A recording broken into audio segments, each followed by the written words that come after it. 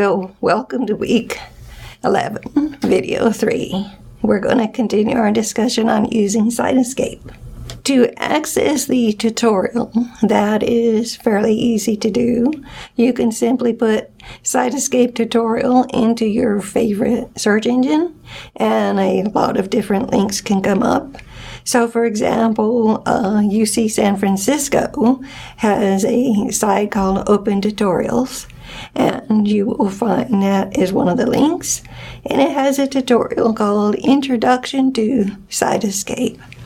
And so, like I said, you don't have to write it down or remember. You can just put Cytoscape tutorial into your favorite search engine, and it will show up. A lot of people use Cytoscape.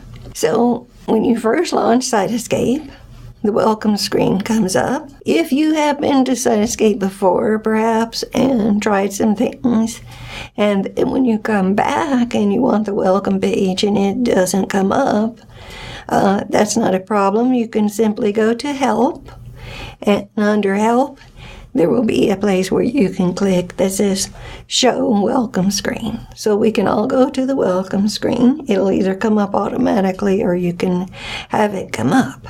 In the welcome screen will be where you can begin to create your network. There are two fundamental ways that you can create a network into Cytoscape. One is you can download and import from the web, and the other way is you can import a file that you have created.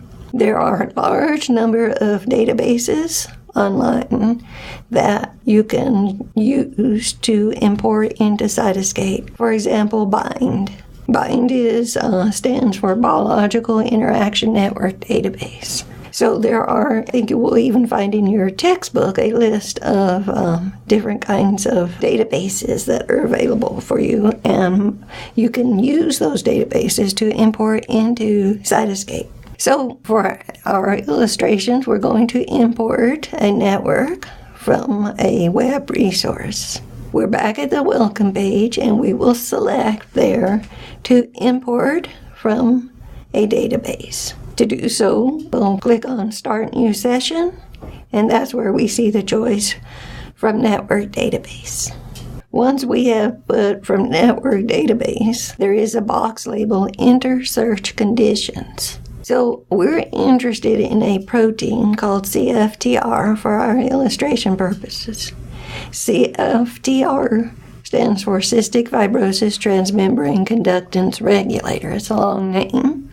Cftr is a protein whose dysfunction causes cystic fibrosis. So we're interested in this protein that causes cystic fibrosis. So we're going to type in Cftr in the box where it says Enter Search Conditions.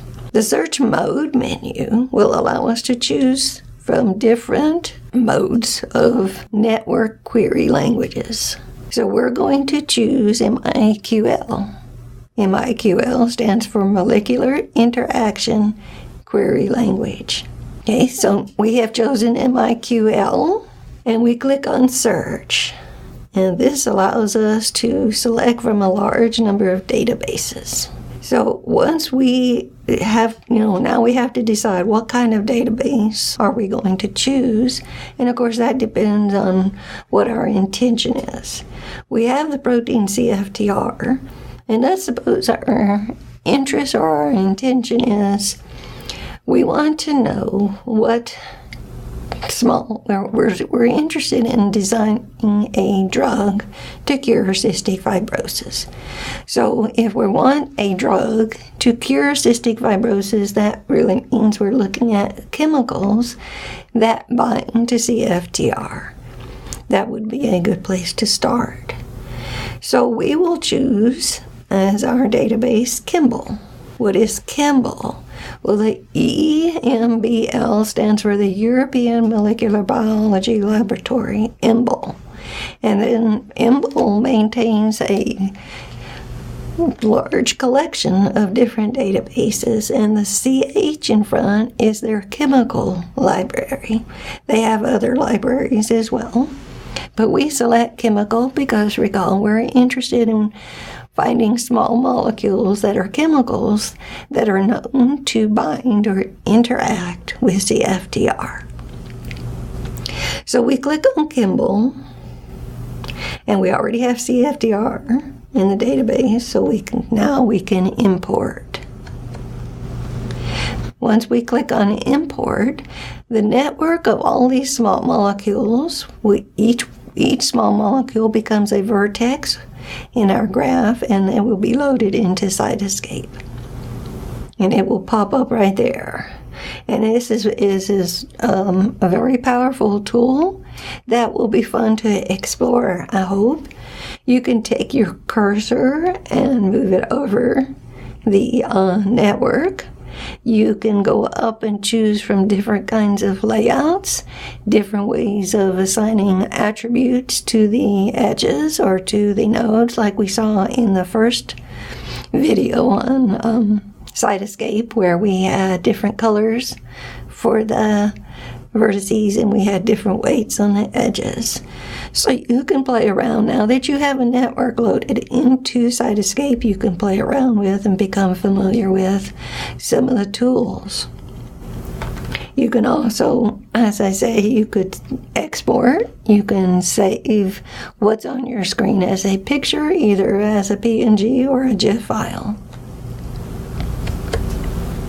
So we have Cftr loaded, and we have the interacting network of chemicals that interact with Cftr loaded.